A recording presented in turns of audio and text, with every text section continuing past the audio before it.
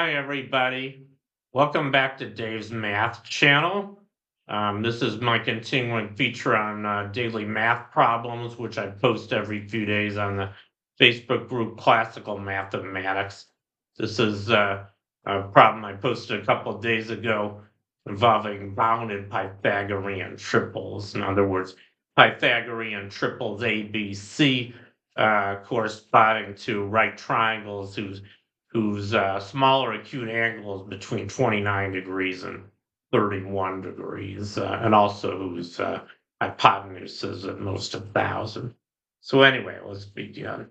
So here's the specific statement of the problem. Again, I show the same picture. Find all primitive Pythagorean triples corresponding to right triangles with an angle between 29 and 31 degrees, and with hypotenuse less than 1,000.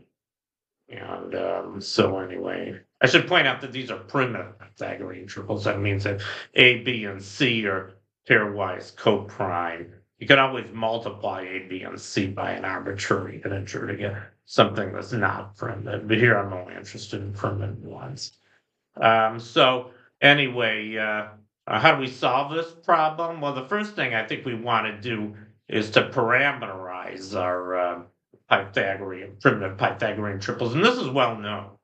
As a matter of fact, the ancient Greeks knew how to do this. The ancient Greeks came up with a formula to generate arbitrary primitive Pythagorean triples, and here's the formula.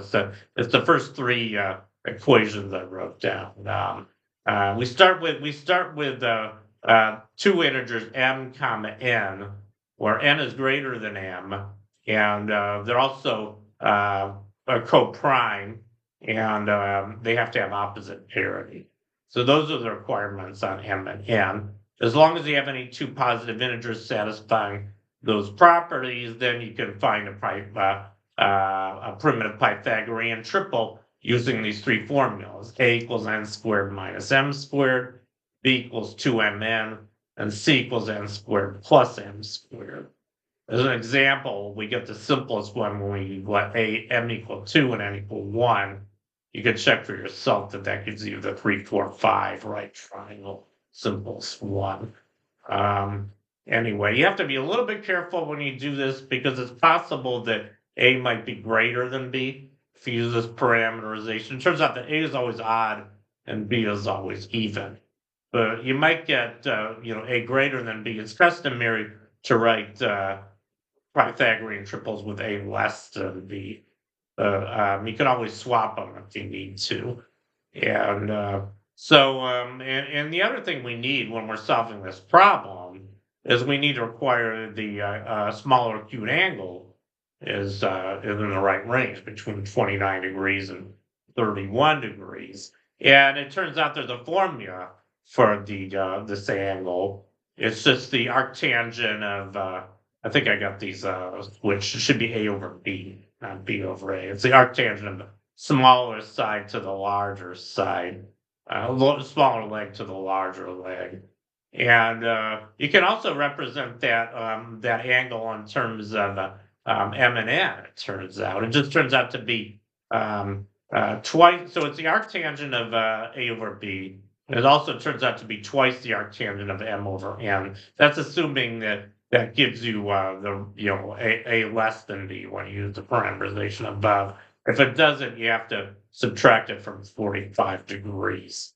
So you get one of these two things. You get the min, I think, the minimum of the arctangent of m over n and 45 degrees minus the arctangent of m over n. That's your you multiply that by 2, and that gives you your acute angle.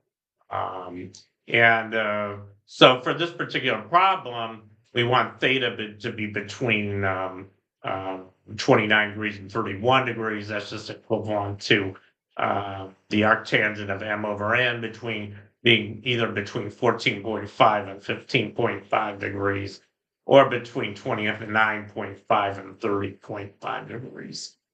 You can check for yourself that the formula above this gives you this requirement.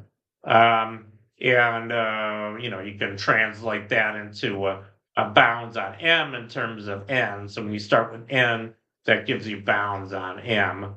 And of course, we also have to require that C is less than or equal to 1,000. And so we have all the elements in place to write code to solve this problem, which is what I did.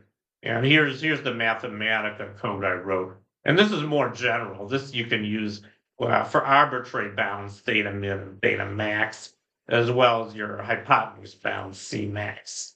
And I'm not going to go through this code. It just has a couple loops. You're looping over M and N, and you're just requiring, that you have the bounds on M, in place, and then you use the parameterization to get A, B, and C.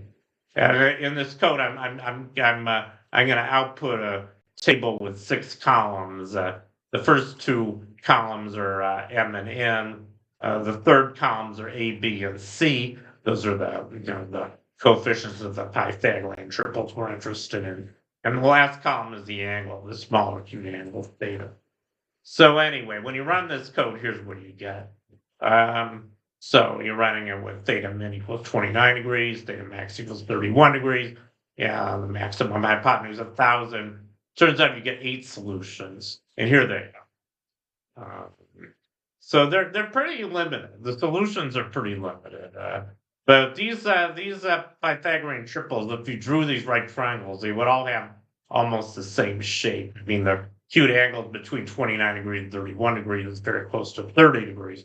So all the triangles corresponding to these solutions are pretty close to 30, 60, 90 right triangles, or half of an equilateral triangle.